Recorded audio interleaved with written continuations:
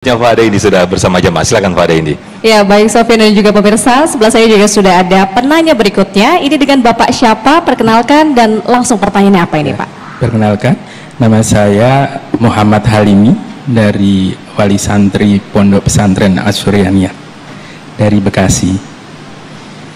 Baik, saya ingin bertanya, sebagai manusia, sebagai hamba, itu yang fitrahnya memang akan diuji, baik itu berupa musibah maupun bala.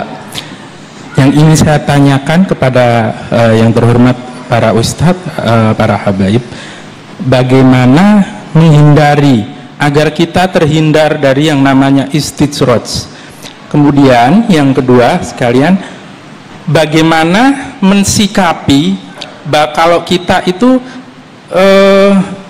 terjangkit atau terkena dari yang namanya istitsroj. Terima kasih. Mohon pencerahannya pada Ustadz. Oke, baik Bapak Muhammad.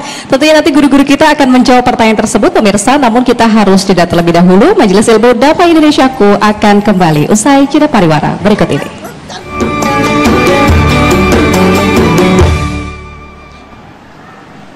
Baik, alhamdulillahirrahmanirrahim, kita masih di Damai Indonesiaku. Sedikit mereview pertanyaan dari salah satu jamaah tadi, bagaimana guru ketika kita harus atau bagaimana kiat untuk menghindari atau minimal mendeteksi bahwa ini adalah istidroj. Ustazah Qatrunada, silakan Ustazah. Bismillah, alhamdulillah, wassalatu wassalamu ala rasulillah. Saya jadi teringat sebuah ucapan dari sabda baginda Rasulullah SAW, bahwasannya beliau itu mengingatkan kita, siapa orang utia nikmatan, diberikan sebuah nikmat, walam yashkur, dia ini nggak bersyukur, suliba walam yashur, nanti Allah akan hilangkan itu rizki tanpa dia sadari. Ini ancaman nih buat kita nih. Jadi kalau ada nikmat yang kita dapat kemudian kita sulit untuk bersyukur, berat untuk bersyukur, khawatirnya Allah cabut itu pelan-pelan nikmat tanpa kita sadari. Jadi tidak ada alasan untuk tidak kita bersyukur. Mohon maaf, tidak ada alasan. Pokoknya kita harus selalu bersyukur kepada Allah. Kita harus selalu bersyukur kepada Allah apapun keadaannya. Nah, semua nikmat yang Allah berikan itu ada enak, ada enggak. Tapi jangan berpikir yang enak-enak itu nikmat, yang enggak enak pasti ujian. Jadi apapun keadaannya, alhamdulillah ala kulli hal. Itu poin yang pertama. Pokoknya selalu kita bersyukur kepada Allah apapun keadaannya. Dengan kita mengucap alhamdulillah, kalimat yang insya Allah semuanya pada hafal nih ya. Hafal ya, apalagi kalau di awal-awal bulan sering banget nyebutnya nih. Alhamdulillah, alhamdulillah gitu ya. Nah, begitu juga di akhir bulan, begitu juga ketika kita mendapatkan berbagai macam hal yang tidak kita sukai, tetap alhamdulillah ala kulli hal. Yang pertama. Yang kedua, setiap hal-hal yang, mohon maaf, kita tahu sholat wajib, puasa Ramadan wajib, bermaksiat adalah sebuah hal yang diharamkan. Coba deh ukur hati kita, kalau ketika kita sudah melakukan kemaksiatan, tes iman kita. Karena kata Nabi, seseorang yang beriman kepada Allah, kalau dia sudah melakukan dosa, sesaat setelah melakukan dosa hatinya bimbang, itu tanda-tanda dia dekat dengan Allah. Innal mu'mina, seorang mukmin ketika dia melihat dosanya, dia melakukan sebuah dosa, hatinya gelisah. Seperti apa?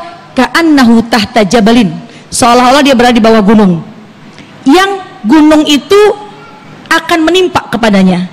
Jadi kalau kita nih lagi khilaf, lagi salah, hati gelisah, nah itu tanda-tanda kita dekat kepada Allah. Tapi kalau setelah kita melakukan kemaksiatan, kemudian kita tenang-tenang saja, padahal nikmat Allah begitu banyak sudah diberikan kepada kita, nah inilah yang harus kita rem. Jadi selalu setiap hari kita mengintrospeksi, kita memperbaharui iman kita dengan selalu kita mengintrospeksi dan mengingat bahwa nikmat yang Allah berikan itu begitu banyak. Karena sekali lagi, nikmat yang Allah berikan ini bukan saja hal-hal yang gak enak, yang enak, maksudnya nikmat itu bukan saja sesuatu yang enak, tapi yang enak kadang-kadang itu juga berupa hadiah yang Allah berikan kepada kita. Sabarkah kita mendapatkan berbagai macam hal-hal ujian tersebut? Wallahu a'lam. Baik, terima kasih Ustazah Habibana. Terakhir mungkin bisa sedikit menyimpulkan ataupun konklusi dengan tema besar kita ini. Fadhal Habib. Bismillahirrahmanirrahim. Di dalam Al-Quran itu kata syukur itu diulang-ulang sebanyak 75 kali. Dan ternyata ketika dihitung berbanding sama dengan kata bala juga diulang-ulang sebagaimana 75 kali. Dan dalam surat An-Nisa ayat 147 Allah berfirman, "Ma yaf'alullahu bi'azabikum in syakartum wa amantum."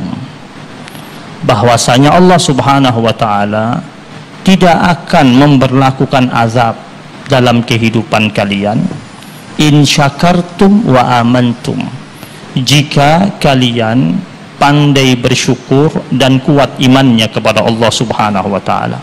Jadi suatu negeri, suatu kampung, suatu desa, suatu masyarakat atau tiap-tiap individu hidupnya akan baik-baik saja jika orang-orang tersebut menghiasi hidup mereka dengan pandai bersyukur dan kuat imannya kepada Allah Subhanahu wa taala. Jadi mengakui nikmat itu yang datang mutlak dari Allah dan mensyukuri nikmat tersebut. Dan ciri orang yang istidraj itu ketika Allah bukakan pintu-pintu kebaikan, mereka lupa tentang kebaikan Allah Subhanahu wa taala. Sampai Allah katakan hatta iza farihu bima utu, sampai ketika mereka lagi senang-senangnya dengan apa yang Allah kasih kepada mereka, baru Allah katakan kami akan ambil tiba-tiba. Jadi sebenarnya siksaan Allah kepada orang yang berada pada lingkaran istidraj itu menyakitkan sekali. Lihat Fir'aun, Allah biarkan lama dia menikmati itu semuanya. Tetapi ketika Allah cabut, dia kaget, dia tenggelam dan habis bersama kroni-kroninya. Mudah-mudahan itu tidak terjadi kepada kita semuanya. Amin.